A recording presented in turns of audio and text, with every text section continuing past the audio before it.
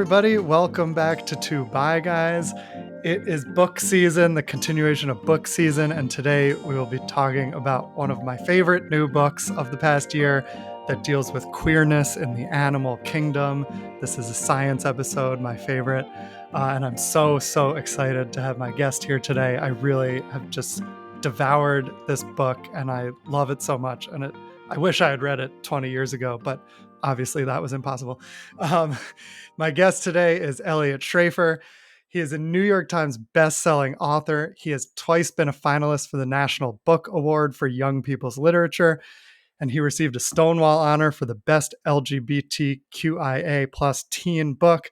His science writing has appeared in Discover, Sierra, USA Today, Nautilus, and the Washington Post magazine. And his book, Queer Ducks and Other Animals, The Natural World of Animal Sexuality, published in 2022, is what we'll be talking about today. And I love it so much. It received a Prince honor from the American Library Association. It was named an essential read by Psychology Today. And it was named one of the top 10 teen books of 2022 from the New York Public Library. Eliot has an MA in Animal Studies from NYU, also where I have an MFA from NYU. He is also on the faculty of Fairleigh Dickinson and Hamline MFAs for creative writing, and he lives with his husband in New York City. Welcome, finally, to Two Bye Guys, Eliot Schrefer. Thank you so much for having me. I've been looking forward to this conversation, and I did not know you were a fellow NYU master's grad. So what was yours in? I have an MFA in dramatic writing from NYU, completed in 2009. So I don't think we crossed over, did we? No, I just received my diploma today in animal studies. So I graduated Oh my God. in 2023. Yeah, and I started in 2019. So it's wow. It was like a very part-time master's, sort of. I had a second job, and all of a sudden I was able to just write, and I quit that other job, and I figured I would have to do something else with my time, so I decided to get a master's. Originally, I thought I'd just do more writing, but it turned out I just played more PlayStation, so I realized I had to do something extra with my life. But animal studies is where this book came from, because it's obviously all about animals and their sexualities. Yeah, it's fascinating. I didn't realize that was like a later in life thing, because it seems like you've been studying this forever with all the knowledge that's in that book. And what timing. You got the diploma today. Congrats. Yeah, thank you very much. Okay. So I want to talk about that. I want to ask you about your writing career. And let me pose it to you this way, since this is what you say in your book. If you're willing to, and because I always start the podcast this way, but now it'll be slightly different. If you're willing to discuss your identifications, how do you identify, and how have those identities affected your writing and your career as a writer? Oh yeah, that's amazing reversal here, because I have 6 Q&As in the book with various scientists, and that's one of the questions that I throw at them, and it's always really interesting to see their answers. Yeah. I am a white cisgender gay man is the way I identify, although writing this book has made me really question this sort of binariness that I easily just slipped into by considering myself gay rather than some version of bisexual, which is what I've come to think most creatures are. So I've been on a journey around that, but I still identify as gay just for the ease of it. But it's definitely something I'm looking forward to that part of our conversation potentially. Yeah. Yeah. I mean, look, we can just get into that right now, because I find that very fascinating. And my co-host Alex, who doesn't do the show anymore, I think had a similar sort of trajectory, although he doesn't use the label gay anymore. He prefers queer, but a lot of our listeners, I think, have identified as gay for a long time, and maybe still do, but also are sort of noticing the fluidity that might exist that they hadn't noticed before. So yeah, I mean, your book features, like, it's called Queer Ducks, but it features a ton of bisexuality and fluidity. Were you surprised when you started researching this to find so much sexual fluidity in the animal kingdom? Yeah, I had a long journey towards this book. I've always been really interested in animals, and that's partly why I got this animal studies degree. And I was also interested in telling stories and figuring out ways to understand the world. And I think for a long time I thought that was going to be novels and fiction. And then I've increasingly seen that looking at the natural world can be really calming. Like there's a way in which we get sort of frantically and a little little tiny echo chamber if we just think about humans and just consider the way that they exist in the world, and that there's something about nature and the sheer acceptance of nature and the fact that there's no need to like self-identify when you're around non-human animals because they don't really care about categories in the same way. And that's something that when I talked to the scientists in the book, it's something that really came up a lot, was that they had these moments of peacefulness. There was one, especially one non-binary moose scientist who would talk about how when they were out in the field, like they would relish these times, that they could just be like up to their ankles in mud, just looking at the animals they're observing through binoculars, and not really worrying about all this like sort of the need to constantly self-identify, which a lot of us have Hmm. struggled with in the process of coming out. So it's been a big part of this journey around the animals. Yeah, I love that. I found it so interesting because I think like, and sometimes in my journey, I've like really wanted to identify myself forcefully and fully like to everyone. And then there's other times where I do think like, yeah, can't we all just exist? Do we need any of these labels? Can't we just like be doing what we want to do? And who cares what you call it? And that's kind of what is happening in the animal kingdom. And we're, all these observations without necessarily labeling it in the book is really was really fascinating.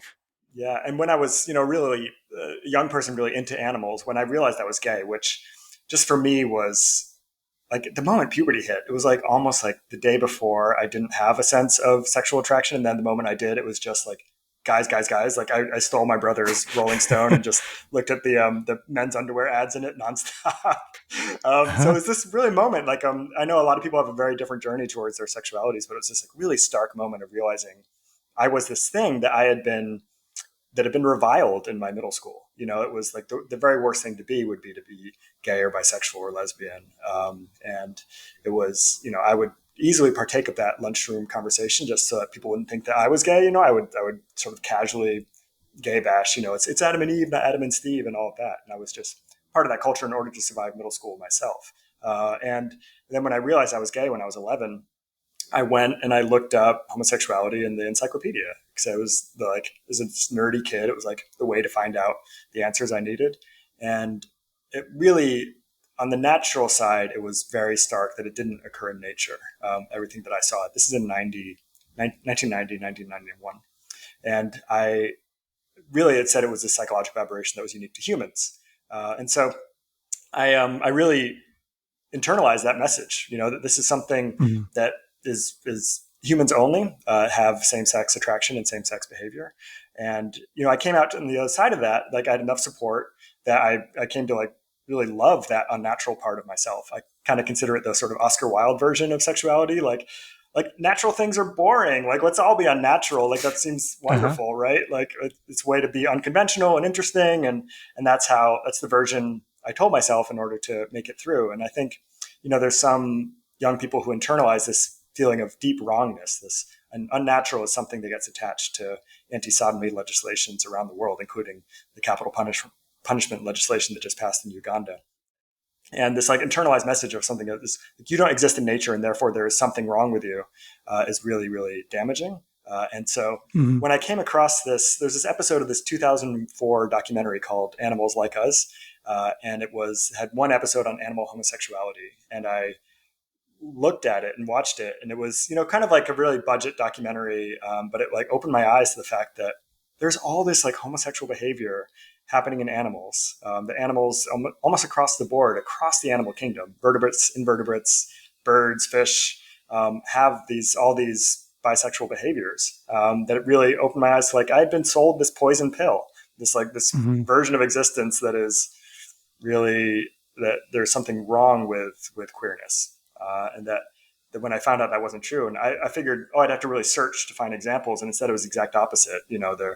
The nature just did a study of studies and put together the total number and found 1,500 different animal species and counting have significant same-sex sexual behaviors in the wild. And so when I was writing Queer Ducks, really became like I had to like figure out like how do I pare down, like there's so Yeah. many different animals, like Yeah. so if I can't have a chapter on garter snakes, I had to like mourn the fact that I couldn't talk about garter snake sexuality, which who of your Huh. listeners has ever considered garter snake sex? Yeah, but it's really interesting. Wow. Now I want to know about that.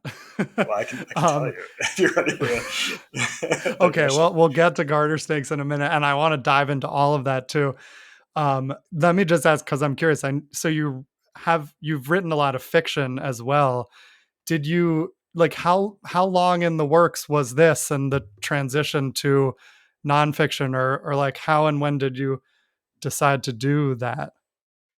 Yeah, it was about 2 years writing this book, and it really coincided with the beginning of the pandemic. So I started working on it in, I think, April 2020, and it was really my pandemic escape. Was I just like closed myself in a little room? I still have my NYU library access because I was in the animal studies program, and I just dived into research and just learned about all of these different animal species and how their sexualities operate.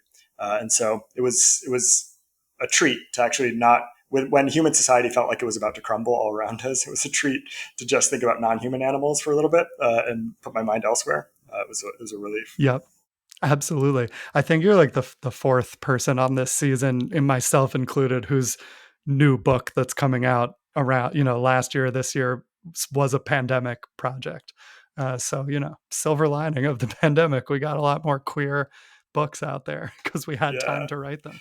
Well, and publishing is such a long lead time. It takes 2 hours, 2 years for books to come out that I'm really wondering, like, we're going to have a glut of books about contagion and pandemic coming up right around now. So everyone Oh should watch God. out.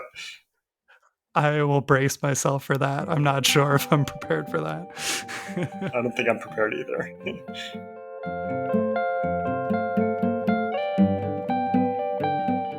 I love Zencaster. As you guys know, this podcast is part of the Zencaster Creator Network. Joining Zencaster has made this whole process so much easier, from recording to production to distribution. Zencaster is great, it's all in one.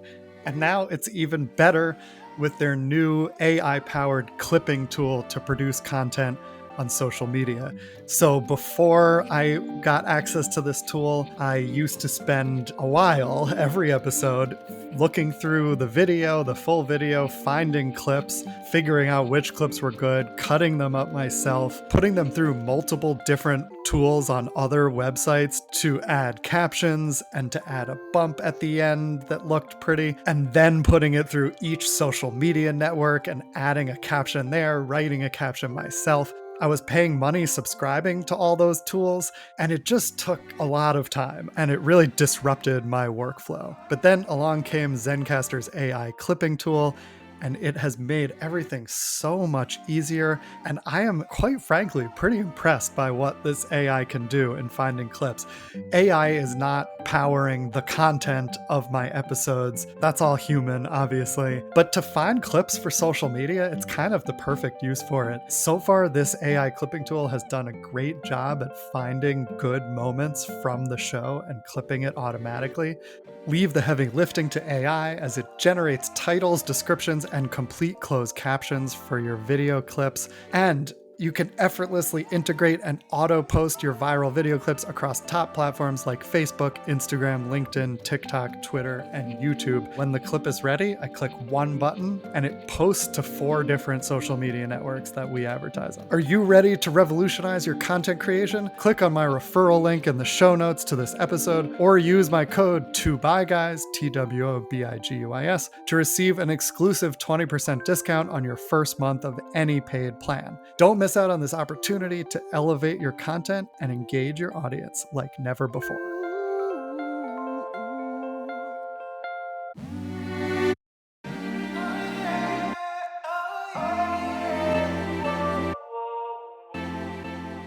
Let's dive into what you talked about, and all this fluidity in the animal kingdom. Because I don't know that I noticed it as explicitly because I wasn't quite attuned to my queerness as early. I think because I was somewhere more in the middle, I just repressed part of it and explored the other part, and I didn't come out as bi until my early 30s.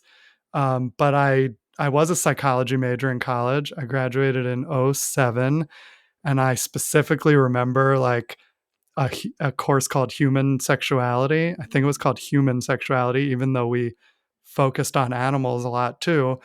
And it was essentially a course on evolution, and taught me that the survival of the fittest, and only things that will help a creature reproduce or allow their offspring to reach reproductive age, those are the things that will be naturally selected and will win, and other things will not. And everything was kind of viewed through that lens. So, like, why do you think evolution is more complicated than that framing, especially when it comes to sexuality?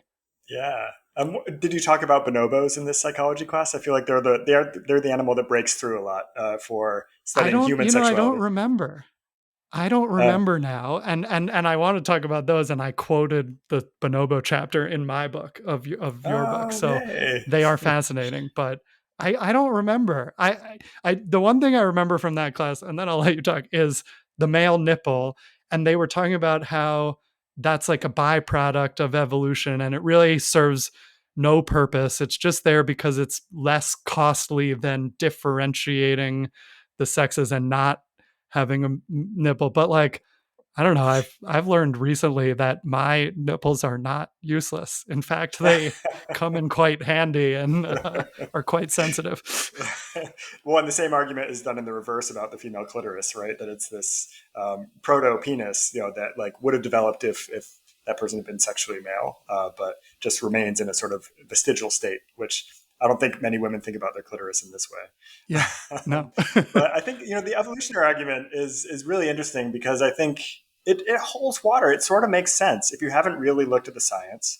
It's a very reasonable argument to make that any behaviors that don't either produce more offspring or help the individual survive during its own generation, that those behaviors won't propagate, they won't spread because those genes being aren't being introduced into the next generation in a greater quantity. And I think that's a reasonable argument to make. And I think one of the problems is we have this long legacy of human exceptionalism, this idea that humans are a unique creature unlike animals, that we have souls and internal lives and that animals don't. And this is something that was really bred deep into the scientific culture. And if you don't think about animals in any broad sense, then that Darwinian argument holds true. But that's assuming that animals, non-human animals, will only have sex to procreate. Whereas we know humans have a ton of motivations for having sex, right? And I think it's actually probably the minority of times is the goal to actually procreate when two humans have sex. And Yeah. otherwise, it's it's like Often feeling of that's the closeness. not the goal. Right. Yeah, exactly. I think the vast majority, exactly that. Like, let's avoid this thing at all Avoid costs. that. Yeah, Right. exactly. Right. And so we'll have sex in order to feel close to someone else, in order to feel dominant or submissive, in order to like prove your status to someone else, like if you are close or not.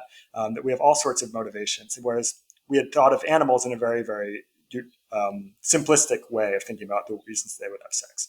But when you think about, the benefits of sex, I mean, the basic one, especially for us mammals, is sex produces oxytocin, which is called the bonding hormone. And it makes you feel close to whoever you just had this physical contact with. And that has a huge social benefit, especially for creatures whose social lives are how they survive. So if you think about the bonobos, which I imagine we'll probably get a little bit deeper into, but bonobos, like if two females need to establish their alliance within the group, they can't really small talk, right? They can't sit down and have a conversation about it because they don't have speech. But Mhm. they can groom each other. They can rub their clitorises together and to orgasm, and that will produce this really really strong feeling of closeness and establish their union within the greater group. And one of the primatologists I talked to, Christine Webb, makes this really great point about how we've had just one side of the story around animal sex, that we think of it as just this instinct to procreate, when actually like all these other purposes of like expressing reconciliation, of a way of feeling close, a way of supporting one another within the group and proving that support, like these are all also useful for survival. These are ways that animals will make themselves survive their own lifetimes because we need each other, right? And this is one way of Mhm. becoming really close. It's actually probably our most powerful way of doing it. And so when you think about it that way, then all of a sudden it's not an evolutionary dead end, right? It's this behavior that will produce this social benefit within the group. Right. And it also, like, the argument for evolution and survival of the fittest doesn't disappear. It's just kind of rethinking all of these behaviors in the broader context of like, could these things actually be evolutionarily advantageous, even if when you look at it narrowly, it may not seem that way. And so you write a lot about the bisexual advantage, which I am thinking may be the title of this episode. But can you talk about like how fluidity, in addition to the bonding and social, developing social ties, can be evolutionarily advantageous broadly, and then later we'll talk about specific animals. Yeah. Well, and I think our blindness to same sex sexual behavior and the essential bisexuality of the animal kingdom comes from what I talked about with the human exceptionalism, but also the bi erasure that occurs within the academy as well. So Exactly. if you think of creatures like humans, for example, as being either gay or straight, then you would be looking at animals and seeing them have same sex sex and be like, oh, it's a gay animal. And I think that assumption then fuels that evolutionary argument, because if an animal is 100% exclusively gay, then they won't be producing offspring in the next generation. So you do have that evolutionary like selfish gene explanation that says like this kind of behavior wouldn't propagate. Whereas if an animal is bisexual, can reap the benefits of sex with other animals of the same sex or the opposite sex, then they are mining all the social benefits and also having offspring in the next generation, because they're having Right. sex, with partners of both sexes. Right. And so I think that is where this bisexual advantage comes in, because queerness in animals isn't that costly. It is, a moment of sex doesn't cost a lot of time that they could have been foraging, and it produces these benefits. One of which can just be pleasure, or it could be these social advantages. So bisexual advantage is this theory that basically shows like we've been assuming that animals were straight, and that then they sort of evolved in these individual populations a tendency towards same-sex sexual behavior and bisexuality. And these scientists, these young scientists, which, the increasing diversity of who gets to do science is really important here, because these are a lot of queer scientists, people coming from marginalized communities that are coming up with this theory, is that we're actually getting this backwards. That it's not like animals started straight and turned queer. It's that there is no really great evolutionary reason for animals to develop a prohibition against same-sex sexual behavior. That way back in the tree of life, and we're talking about millions and millions and millions of years now, that animals didn't have sexes. Like simple animals, like they were all the one organism. And that once animal sexes evolved, they would then have to evolve some strong taboo against ever having sex with members of the same sex. And there's just not a great argument for why they would ever have that taboo. Because if the animals are bisexual, they're still having offspring and they're reaping all these other benefits from same sex sex. So Right. why would they ever stop having same sex sex is basically their argument, which I think is very compelling. And also, bisexual advantage, I hope, is the title of this podcast episode. That's fantastic. Yeah. Yeah. I mean, I find all that so fascinating, and it makes so much sense, both with like the research and also just with like the way I have felt about myself and my worldview of sexuality. And it really goes back to this class I took in college where like it erased bisexuality pretty completely. Like I do not remember any discussion of that, some animals or humans could be bisexual.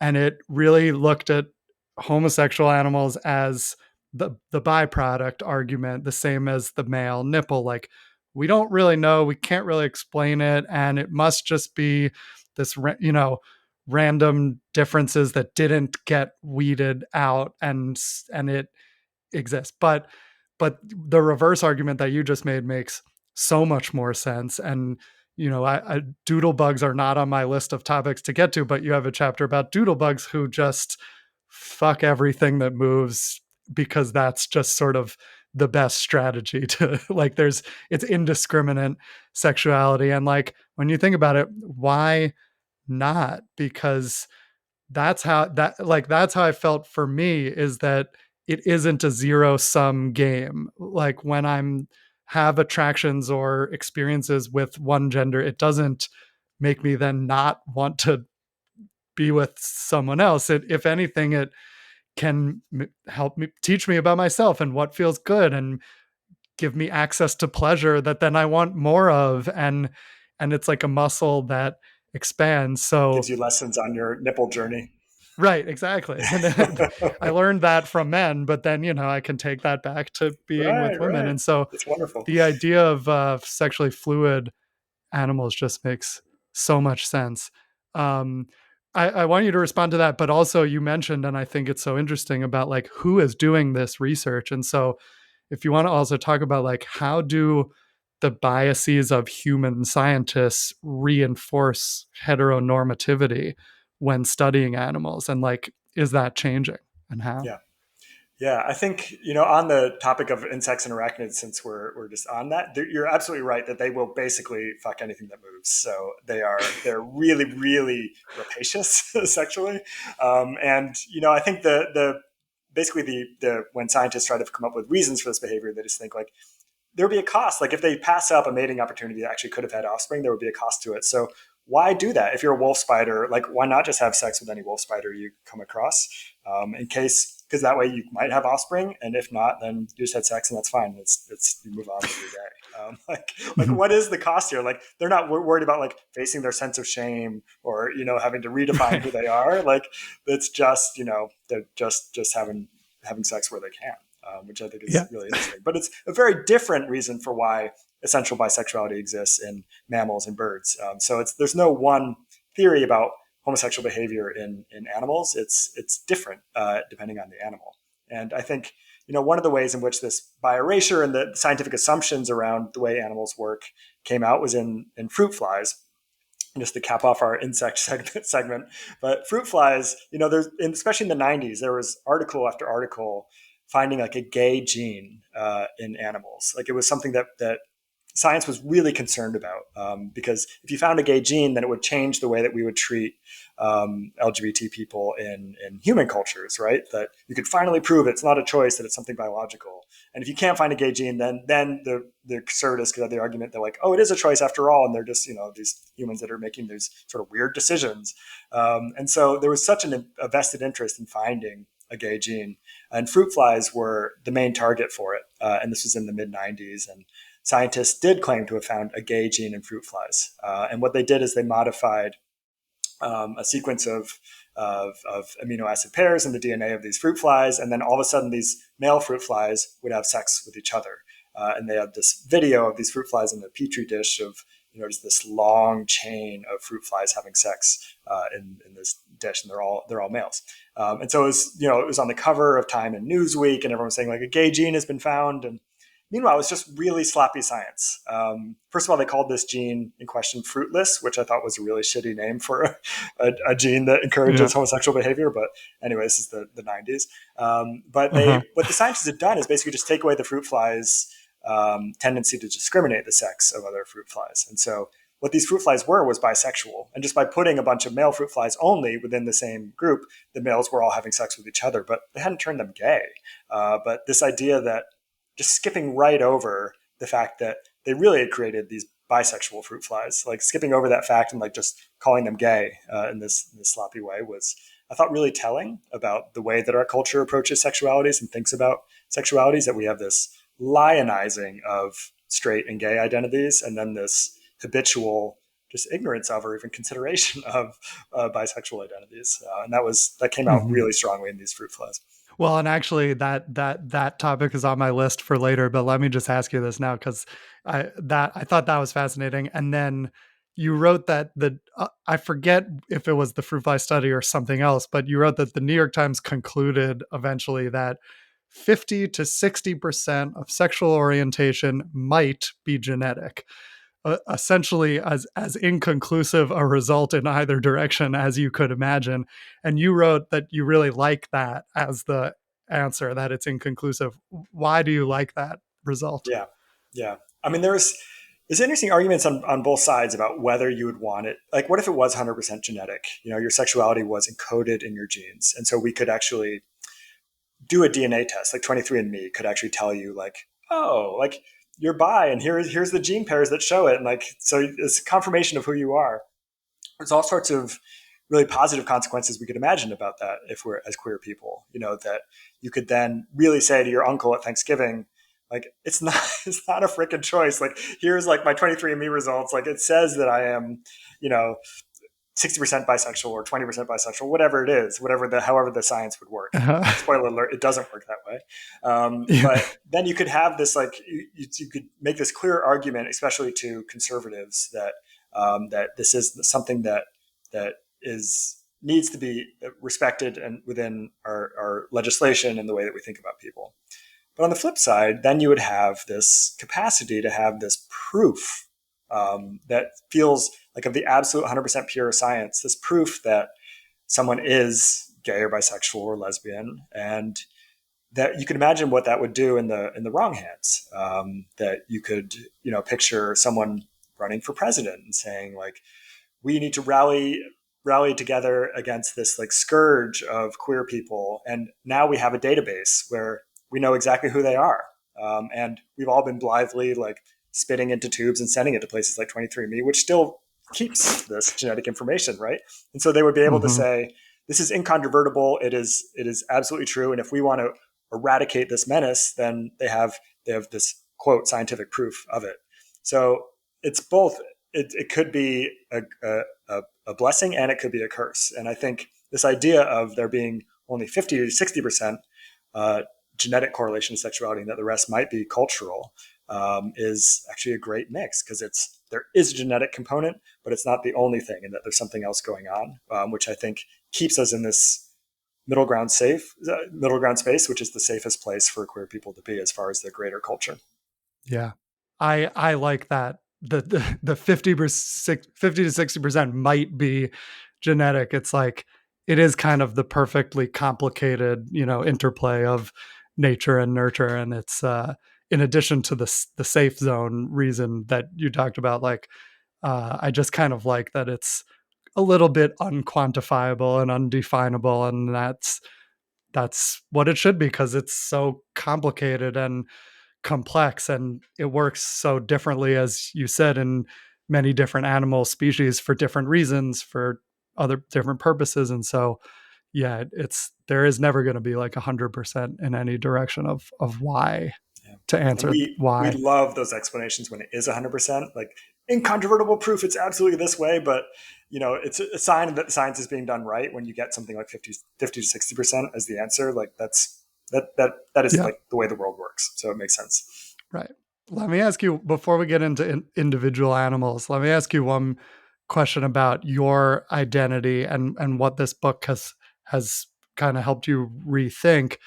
I want to read something you wrote. You wrote that a lot of people who identify it's it's in a chapter about trans animals, which we'll get to, but you wrote that a lot of people who identify as 100% gay or lesbian need convincing that bisexuality really exists, claiming that bisexual people are just in a phase or haven't fully come out yet, which makes me chuckle researching this book as it becomes increasingly clear that bisexuality came earlier in the history of life than homo or heterosexuality, and people who identify as 100% gay or lesbian or straight are likely to be underestimating their own bisexuality.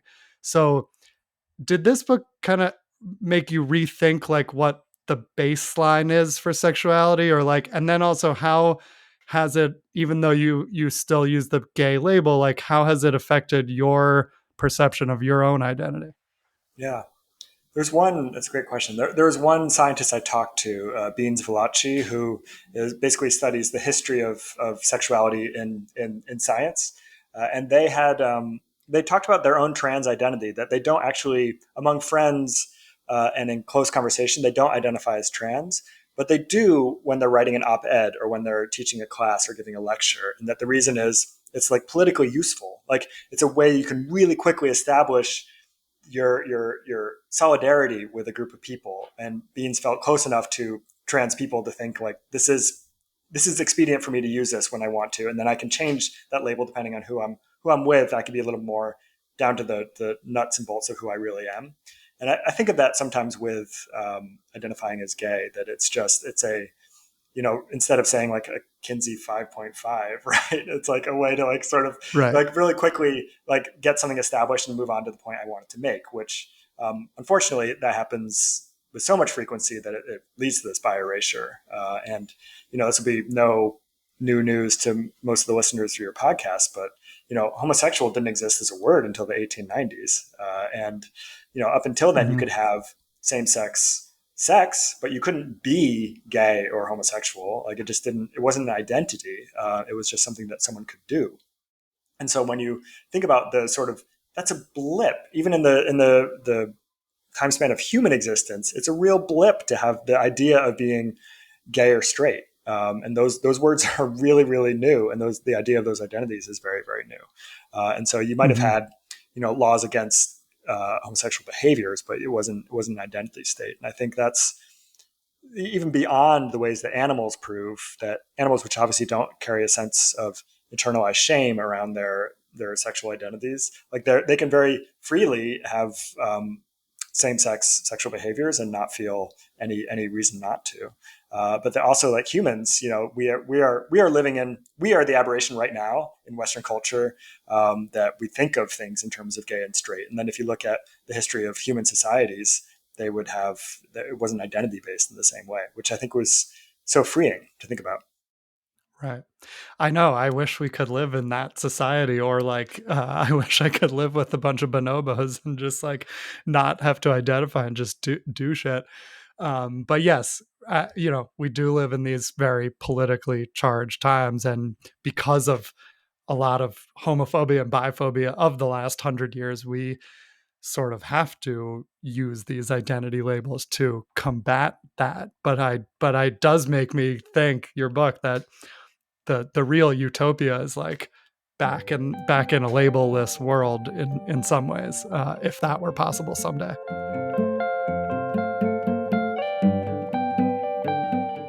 If you've been listening to this podcast for a while, you probably know that I'm a big proponent of sex toys. I used to never use them, but over the past 4, 5, 6 years, I have acquired quite a collection.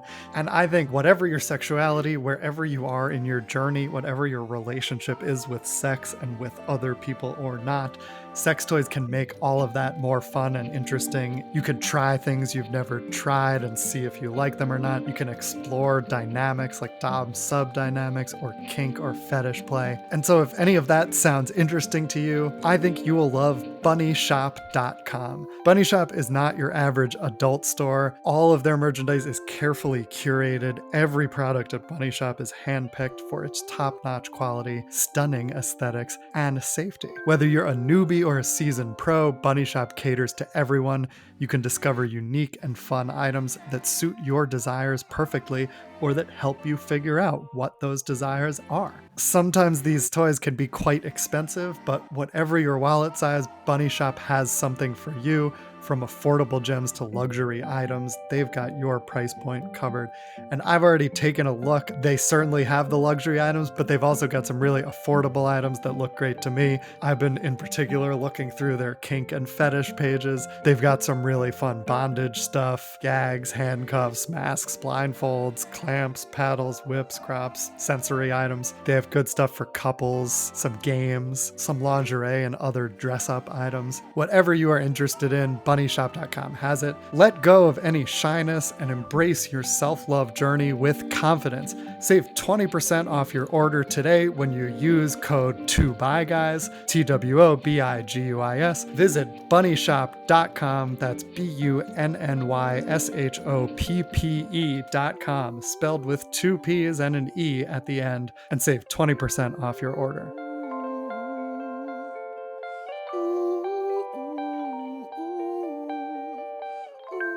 We'll skip over a few things that I think we'll get back to, such as masturbation. I'm sure it'll come up. But let's talk about chimps and bonobos, because that's the part of your book that I ended up quoting in mine. I actually a couple parts, but they're the closest animals to humans. They share almost 99% of their DNA with us, and yet the two species are pretty opposite in terms of how they're experiencing sex and using it in their social groups. Can you talk about the sex lives of those two species and how that could be instructive to understand some aspects of human sexuality? Yeah, absolutely. The chimps and bonobos are like, it's a fascinating kind of like slam dunk metaphor model for how humans could be. Like they are by far the closest animal relatives we have. Like orangutans and gorillas are way, way behind. I think it's like 91 or 92% DNA overlap, whereas chimps and bonobos are much, much more recent common ancestors with us. And yet you have these two very, very different societies between the two animals. So chimps live in this patriarchal, male dominated culture that is very violent. And bonobos, which are tied with chimps as their closest relatives, have this matriarchal, female dominated society where there is a lot, there's no recorded instances of them murdering each other in the ways that chimps will quite frequently kill each other. And the origin of this peacefulness of bonobo societies lies in their bisexuality. So it was long known that female bonobos, the most frequent sex between bonobos is between females. That those females are also having sex with males, but they are coming together in these sexual alliances. And you have all these sexually connected mothers. So most of the bonobos are always all the females are raising an offspring, an infant for most of the time. And so you have these mothers with infants having sex with each other, going foraging together, forming this really, really tight society. I think of them as sort of like the pink ladies from Greece. They're like just really a sexually unified group. Not that the pink ladies were having sex, but I think they probably were. I think Rizzo was definitely having sex with someone else in Yeah. that group.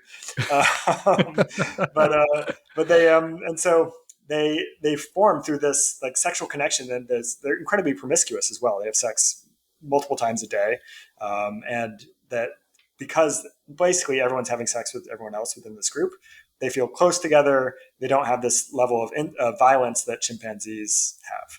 And it's actually interesting. The same primatologist I mentioned before, Christine Webb, really is an expert on chimps. And she feels like our conception of chimps as these male-dominated animals has led to us to erase observations of their bisexuality as well. And that now that we are actually looking for homosexual behavior in chimps, there's a lot more studies coming out, even just in the last 2 to 3 years, that there's a lot of homosexual chimp sex. That there was a great paper, I forget the exact title. It came out about a year and a half ago, but it was fellatio as a means for reconciliation among chimpanzees in Gombe, which is a place in Tanzania. So it's like get in a fight, have really hurt feelings. Fellatio is a way to sort of get over it and come back together. And that this is a strategy chimps will turn to. And obviously they're also feeling pretty good in the moment as well. So like, of course that makes sense. Like, yeah, that's right. It's not like they're like chimps are the straight animal. Bonobos are the bi animal. Like chimps are bi too. It's just bonobos are really bi and you really can't miss it. I spent time at a bonobo sanctuary in Congo for about 2 weeks. And especially the female sex, they have these giant grapefruit-sized clitorises that they are very sensitive and bring them a lot of pleasure, which is it's very clear from the moment you see two female bonobos having sex, and they will. It's called clitoral rubbing. They will have that's their preferred form of female sex, and they do it a lot, and it's judging by the sounds they make, it's rapturous. Oh God. Do you want to give us an example? No. No, I found this chapter fascinating, and that is interesting that they're finding more by behavior in chimps and not just for dominance and control. That's interesting. You know what it just made me think of is like, I wish we could all be like bonobos a little more. And like when I before I came out as queer, I just kind of had this sort of competitive view of sexuality and finding a partner, and I'm competing with other people and there's one partner out there for me and I have to find them. And it just like look, that's just how I thought about the world, and most people around me I think thought about dating, and it didn't sit well with me, and but I didn't know what other options there were. And then finally exploring sex with men and coming out as queer, it really changed my whole view of humanity in a way. I felt I like softened up in a way, and I felt less competitive with other people, and I felt like, oh, I can experience pleasure with a lot of people in a lot of different ways, it doesn't have to just be in this very limited way that also involves like this concrete goal of like finding a mate. The pleasure can exist just for pleasure's sake, but then it did feel like it bonded me to other people in these unexpected ways. And like you wrote about in the book, an experiment where when bonobos get introduced to a honeypot or like a really sweet treat, they all have a big orgy and then they split that treat fairly. And it makes you see how sex is not just about sex. It's about so much more across the spectrum of emotion and interpersonal relations. Yeah. When I get in these arguments with people who are claiming that homosexuality is unnatural or bisexuality is unnatural. Like the bonobos are like the ultimate go-to. Here's an animal that, depending on who's doing science, might actually be even closer related to us than chimps, and that they are as bi as it gets. Like the food distribution example is an amazing one with bonobos, and there's such a clear argument to be made about the social benefit that they're all reaping through this bisexuality of their society. That it is this feeling of closeness and unity, and you can see it proven by looking at the outcomes for bonobos versus chimps. Like bonobos have a great life, and chimps have a really rough, hard scrabble life. And all this like sort of wonderful unity in the bonobo group is from this sex. Like so, after they have a big orgy, they're full of oxytocin, and they're blissed out. And so it's easy to distribute food when you're all feeling great and you're in a great mood. So this post-coital food sharing is like a really great technique that they've come up with. Mm-hmm. But it's interesting because I think Japanese macaques are another primate that has a lot of same-sex sex. And they're an interesting example to me because bonobos, you have this like evolutionary story about why it exists, and it's really incontrovertible. It makes so much sense why bonobos have so much bisexual behavior. The Japanese macaque monkeys, these are the snow monkeys that live in the north of Japan. So you might have seen videos of them. They sit in these hot baths and they're surrounded by snow, and it's basically because they're in this one environment and they're all socializing all the time. It's sort of like 90210, like they are just over socializing and they're just always grooming each other. And who's where in the hierarchy is very important to them. Anyway, there's this primatologist Paul Vasey who has done a study for decades on a population of macaques, trying to figure out why there's so much female sex among the macaques. So they're all like the bonobos, basically bisexual. The males will sometimes have sex, the females will very often have sex, and then there's a lot of heterosexual sex happening as well. And he tried to took all these theories about why these macaques were having homosexual sex that scientists have come up with, and he was trying to figure out, does the data hold? So like some theories were that maybe the females were bartering for parental care, which meant, like females were having sex with another female in order to get a babysitter basically for their own offspring. That maybe the females were reconciling after fights. That's why they were having this sex. Maybe it was a way to establish dominance. So whoever was higher in the hierarchy would be topping the one who was lower in the hierarchy. My favorite theory that primatologists had come up with was that the females were staging sexual encounters to excite males. So they were just a way to get male attention. They were like, "You like this, guys? You like this? Come on over." That tells me more about the researcher. Yeah, Totally, that totally. Like you wish, guys. You totally wish that this is the way it worked. yeah. Anyway, he all those theories would predict certain sets of data. So if it was that they were staging sexual encounters, you would expect there to be a male present when the females had sex, that they would then have sex with the male. Or if it was bartering for parental care, that the females would actually get parental care from this other female. Anyway, none of the theories held. None of the explanatory theories about homosexual sex in these macaques held. And he ultimately had to conclude that they're having sex because they want to.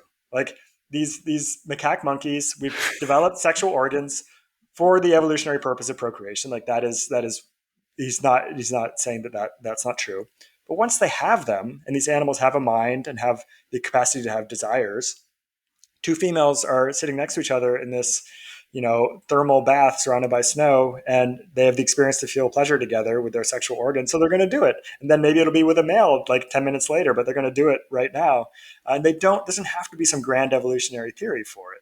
And especially since a macaque monkey doesn't have to, come out as a lesbian and then like sort of, 10 years later say like, oh, actually I'm bi after all. Like they don't have that need to like self-identify and that assumption of binariness, and certainly no inherited feeling of shame that their culture has taught them around queer identity.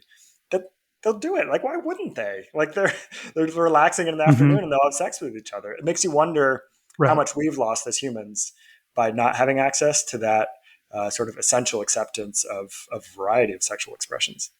Yeah. Yeah. Well, and it also does seem tied to like this this idea that there has to be a reason for everything, that pleasure isn't enough of a reason. But like why not? Pleasure, I do things for pleasure. Like we all do things for pleasure.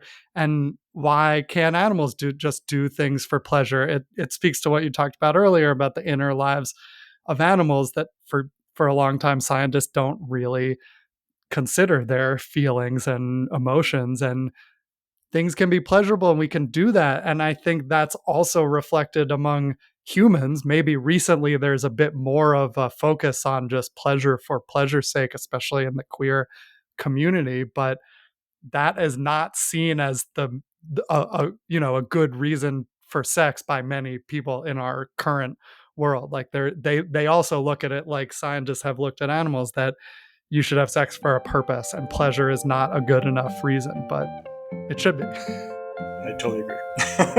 Yeah.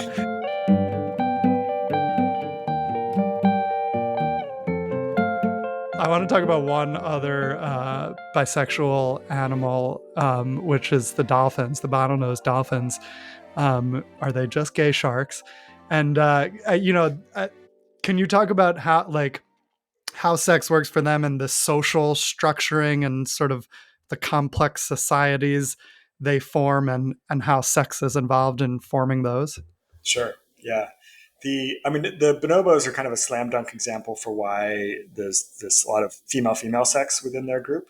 And bottlenose dolphins, like it's male sex is the rule of the day for the bottlenose dolphins. And bonobos are promiscuous, but bottlenose dolphins are really promiscuous. They have sex on average 2.4 times an hour. These males who are having Wow. sex, which is just really exhausting to think about.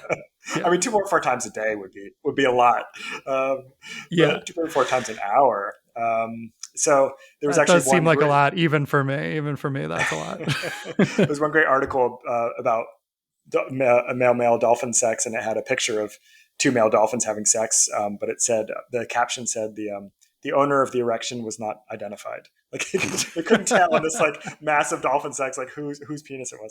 Wow. But so anyway, so bottlenose dolphins are the most common kind of dolphins, and they're one of the few whale species that we've actually been able to study at length because they conduct most of their life in the shallows. So other whales like humpback whales and blue whales conduct most of their sexual lives and most of their lives in the deep. So we don't actually get to see them very often. In fact, no one has ever seen a blue whale or humpback whale having sex, like heterosexual or homosexual sex. Like we've just never seen it.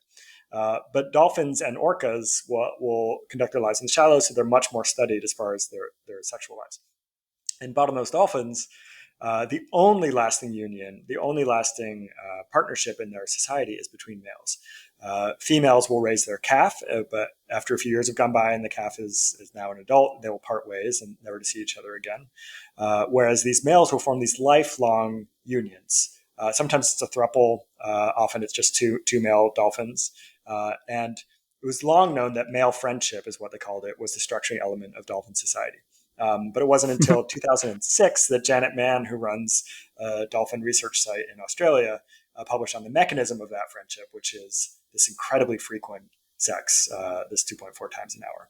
And it's for a similar reason. I mean, the theory is that it's a similar reason as the bonobos, that it produces this oxytocin bonding. And so it's really important for these males to feel incredibly unified, to be like sort of warrior brothers within their society. Like they know exactly what the other one is thinking, and they feel they act as one. And sex is the easiest mechanism and the most effective mechanism for dolphins to do this. So they will have sex all the time. They'll invite a female in for a couple of weeks and keep mating with her. And then she will go raise her, once she's pregnant, she'll go and raise her calf with other females or by herself. But these males will then go on and try to find more females. And they're competing for desirable females. So all their really, really frequent homosexual sex is a way to also get an advantage as far as getting the right females that they want for their heterosexual sex. And this is, happening across dolphin societies across the world, the various dolphin cultures. And so it's this really amazing explanatory. It really helps explain why there be this bisexuality within the group. That you can see the advantage very clearly, and it's got a really compelling evolutionary explanation. How does that last part work, where the having sex with other male dolphins allows them to compete for access to the best female? How does that work? The males are very aggressive within their groups, and so they will fight each other. If they find a female who's desirable, they will fight each other to have access to her and prevent other male dolphins from approaching. So if you have a strong dolphin bro that you're really close with, together you can sort of fight to get access to the most desirable females, and so I see. they're using their union. And sometimes two couples or two thruples will join together, and these 6 dolphins will also find ways to sort of compete for the best females and fight each other off in order to have access to them. Interesting. I see. I thought you had a fascinating observation in this chapter, that you said that male sexual alliances in dolphins are surprisingly similar to how homosexuality has played out in human history. Can you talk about what you meant by that, and how, the bi erasure of that in both Yeah. human culture and animal research? Yeah, it was really fascinating to think about. So all that I described with dolphins is actually really kind of a pretty close corollary with something like ancient Greece. Yeah, that too. R.C. Kirkpatrick, this anthropologist, did basically a study of what we know about all human cultures over all of human history, and found that 65% of them either were really supportive of or certainly very tolerant of homosexual behavior within their societies. And this is all, thousands, hundreds of thousands of years ago. So you don't have this sort of homosexual straight binary that we have now. You just had bisexual behavior as part of the group, part of the way that society worked. So when you think about ancient Greece, there was female sex was happening. We have less record of it because Greeks weren't writing about female lives very much, because they were very focused on men. But males were, a man would have 2 really important unions over his life in ancient Greece. He would have his marriage to a woman, and then also a sexual relationship that could change. The partners could change over the course of that man's life, but a sexual relationship between typically younger and older men. And so those unions were also political. So it wasn't just, having sex left and right. It was often something the families would discuss about when a young Greek man and an older Greek man would pair up. It was just as talked about and just as important to their society. And it was such an assumed fact of, bisexuality was such an assumed fact of ancient Greece that Greeks would actually look suspiciously on a man who was only having sex with women. That Plato argued that men are attracted to men because of the virility, manly nature of a man. What could be more manly than having sex with a man, is what Plato argued. And so that if a man is only attracted to women, then he's probably effeminate, right? He's only into girls, right? Because he doesn't have the manliness inside him. And what a Bring back mind-blowing Plato. reversal. Yeah, exactly. What a mind-blowing reversal of the way that we treat these things now. Seriously. And so it was not just that bisexuality was accepted in ancient Greece. It was really a foundational part of their society and their culture. And if the dolphins as well, it's this homosexual behavior in order to get heterosexual behavior with the right female is very similar to the way that ancient Greece worked.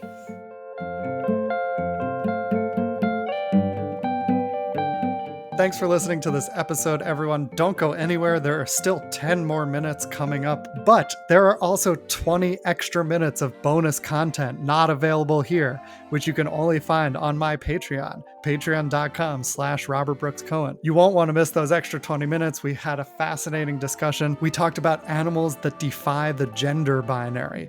We don't necessarily call them trans animals because we can't ask them about their identity, but we talked about intersex animals and other species that actually transition from male to female or female to male during their life cycle and why that happens and what we can learn from it. And we also talked about animals that are essentially polyamorous, or they have sexual or familial bonds that sort of reflect our concept of non-monogamy or polyamory. Those examples are really interesting. That is where the name queer ducks comes from. And we got to talk about those garter snakes. All of that is in the bonus content only on Patreon. Head there to listen. You will be glad you did. Thank you so much to those who have subscribed for supporting my work. And now here is the rest of the episode with Eliot Schrefer.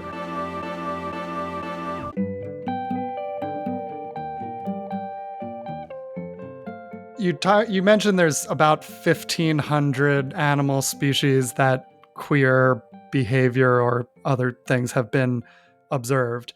And that's probably a lot more than 10 years ago, than 20 years ago. Like, scientists are noticing it more lately because they weren't looking for it. And when you don't look for it, you don't notice it. But why has it been so hard? Why is it hard? You wrote about it, that it's hard for research that uncovers queerness to be published. Like, what are the obstacles for queer scientists, and how can we overcome that? Yeah. Well, I think for the most part, it's not nefarious. It is. Most animals are sexually monomorphic, which means that males and females don't look different to human eyes. So if you think about a pigeon or a squirrel, is an animal where you can't just eyeball it and decide if it's male or female. Some are really hard to distinguish, like penguins, where like even you really need a blood test in order to distinguish between the two. There's no way to physically identify if a penguin's male or female because they just have a cloaca, like it's all the sexual organs are tucked far away. Yeah, and Because we of didn't even this, get into penguins. That's another fascinating yeah, chapter, and everyone needs to pick up the book because there was a lot on that we couldn't get to today, but it's fascinating. yeah, a third of all penguin pairs are same sex, and it's this amazing Right. same sex And partnering. all the stuff about gay penguins that we had heard in the news, like, actually it's even more complicated than that, and many of them were bisexual. Okay, Yep, go on. absolutely. Yep. And so I think because they are sexually monomorphic, for the most part, scientists haven't been sexing animals they find having sex in the wild. So you see, a duck on top of another duck. If they're of a species where the males and females don't look different, you'll assume the one on top is a male and the one on bottom is a female, and just log it that way and not bother to look twice because of this assumption we have around the naturalness of only heterosexuality in the animal world, and that anything that wasn't producing offspring wouldn't proliferate. So it must be heterosexual sex, and that Mhm. humans have this wide variety of reasons, and that animals don't. Right? That they're only having sex to procreate. So put that all together, and you have this misidentification of what's going on in the wild. There's a great example of a scientist in the 1960s who had pigeons. He was raising pigeons, and in order to determine if they were male or female, he would put two in a cage and saw which one was dominant and which one was submissive, and then like log that as a male on top and a female on the bottom. And then realized, once they started having offspring and laying eggs, and he was like, oh wait, I got all the sexes wrong, or most of the sexes wrong in these pigeons. And what actually happened was whichever pigeon was the second one to enter the cage would take the submissive role as a way to communicate, I'm not trying to take your territory. And whichever one was the original penguin in the cage would take the dominant role. And this could be two females. It could be a female dominating a male. It was just a way of communicating between the pigeons about who's in charge here. And it was really a case where, and you couldn't eyeball it and tell the difference between the two. So, that's a scientist who didn't mean to do queer erasure, but came with assumptions. Science is made by scientists, and this scientist came with assumptions around what was going to happen, and then found it, and didn't really have to look twice until all his data was weird when they started laying eggs. And so, I think that's the majority of the cases right now. But there is, examples of scientists who, loved their animal that they studied and didn't want to spread bad news around the animal, or what they consider bad news, because of their own homophobia or anti-queer beliefs. So, there's a sheep researcher, Valerius Geist, who basically observed they live in basically homosexual societies for most of the year. The males are in one group having sex with each other, the females are in one group, and that they'll only come together to rut for a few weeks out of the year. But he didn't publish on that because he didn't want, as he said later, He didn't want people to conceive of these magnificent beasts as queers, and that he just couldn't put that story out there. It was too awful, and so it's just this homophobia playing out in the way that he was doing his science. And so I think this changing of the guard as far as who's doing science and the kinds of things that they're looking for, and this assumption that like we actually do need to figure out if it's a male and a female when they're having sex, or if it's two males or two females. It might be that this is actually quite prevalent, that we need to start looking. Now that we're looking, we find this explosion of research and studies into animals having same-sex sex, that it's much more common than we ever thought. And we only didn't really know about it because we weren't really looking. Hopefully we will people will be looking more and more and finding it more and more, and the word will get out there, because there's still, even as all this research exists and it's here, there's still a disconnect between what most people today believe is happening in the natural world and what scientists are uncovering. I am curious, how do you think your own identity development or your life would be different if you'd been aware of queerness in animals from a younger age? Because you wrote about like wishing you had known all this as a kid. How do you think that would have changed your life? Hmm. I think there's a loneliness to being queer, or there can be. And I certainly felt it deeply. I felt I was someone who was unmoored from my family, my friend groups. As a closeted person, I felt like I was living with a secret that no one else had. And I didn't know any other LGBTQ people around me. And that was doubled and magnified by this feeling that I was also isolated and alone from the natural history of animals. That I was also like I was something that had no referent and no past to it. That I was sort of in a blip. This anomaly of 1990s Clearwater, Florida culture just produced me, and I was just like, oops. And so that all came together to have a really damaging message that I internalized. That I was wrong, not just as a human, I was wrong as an animal as well. And I think Mm. not having that internalization would have sped me along my own journey to self acceptance a lot.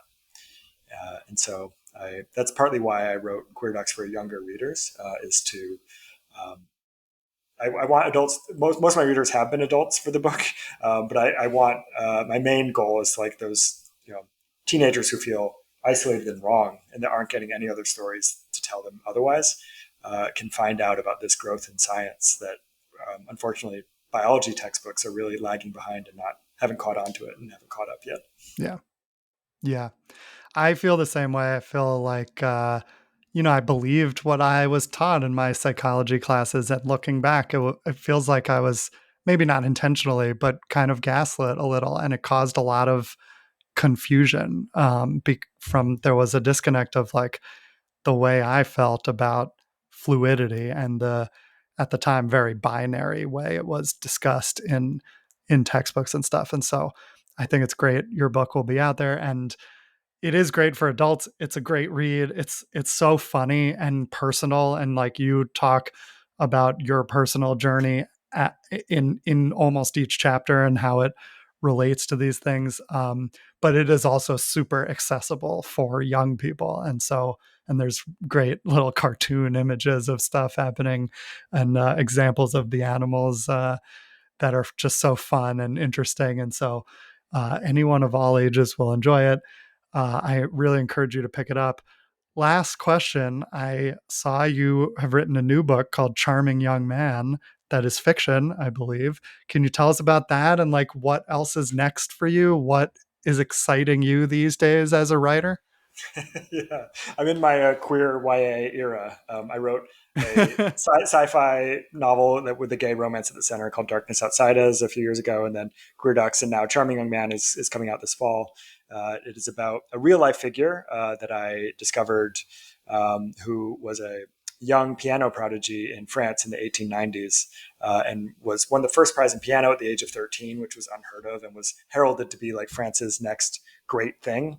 But he wound up making friends with Marcel Proust, who was a 19-year-old gossip columnist at the time, and they tried to game their way into high society and try to get into the good salons and the great parties. And Marcel Proust introduced him to this Count Montesquieu, who was this dandy of French society, and Montesquieu became the patron for this young pianist. Anyway, they had some falling out. The Count poisoned all the connections he had made for this young man. This is true to history. And then he disappeared. Leon, the young pianist, disappeared from history at the age of 17. So I'm trying to recreate his story and what I think happened. And it's a sort of look into sort of gay life in French society in the 1890s and how it would have impacted this teenager who had so much musical potential that he never lived up to. Cool. That sounds awesome. I have enjoyed your nonfiction work. I can't wait to read some of your fiction. That sounds awesome. And Thanks, man. yeah, thank you. Thank you so much for being here today, Eliot. The book is Queer Ducks and Other Animals, The Natural World of Animal Sexuality. We'll put a link in the show notes to his website and the book and everything. Check it out there. And yeah, thank you so much. I mean, the science of queerness is always fascinating to me. And this book really just showed how much there is to uncover that most people don't know about at the moment, and that is really being uncovered and publicized recently. So thank you so much for being here and sharing all that with us, Eliot Schrefer. Thank you so much, Rob. This has really, really been a joy, and thank you for the terrific questions and the conversation that made me grow and think too. It's been really fun. Awesome. I'm glad. Thank you. Yay. Two Bi Guys is produced and edited by me, Rob Cohen, and it was created by me and Alex Boyd. Our logo art is by Caitlin Weinman. Our music is by Ross Mincer. We are supported by the Gotham, and we are part of the Zencastr Creator Network. Use promo code 2BiGuys to get 30% off. Thanks for listening to 2 Bi Guys.